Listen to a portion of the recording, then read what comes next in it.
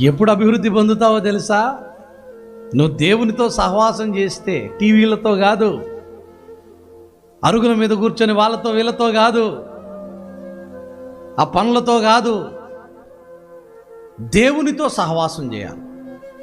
ఆ దేవునితో సహవాసం చేస్తే మనకు ఏమొచ్చిద్ది అంటే సమాధానం వచ్చిద్ది. సమాధానకర్త ఆయన.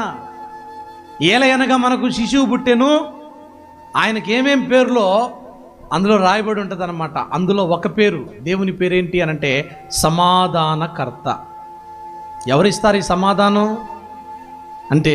దేవుడే ఇవ్వాలి మనకు సమాధానం. ఆయన ఇవ్వకపోతే మనం పొందలేం, మనం పొందుకోలేం ఆ సమాధానాన్ని. దేవుడు ఇవ్వాలి అంటే మనం ఆయన దగ్గరికి రావాలి, ఆయనతో సహవాసం చేయాలి. ఆయనతో మనం సహవాసం చేస్తే, ఆయనను మనం వెతుకుతే మొట్టమొదట మన హృదయాలు సమాధానంతో నింపబడతాయి. ఎన్ని రకాల వ్యాధులున్నా, ఎన్ని రకాల అప్పులున్నా, ఎన్ని రకాల సమస్యలున్నా మన హృదయంలో సమాధానం ఏం చేసిద్దో తెలుసా? వాటన్నిటిని ఎదుర్కొనే శక్తిని ఇచ్చిద్దండి. చప్పట్లు కొట్టండి.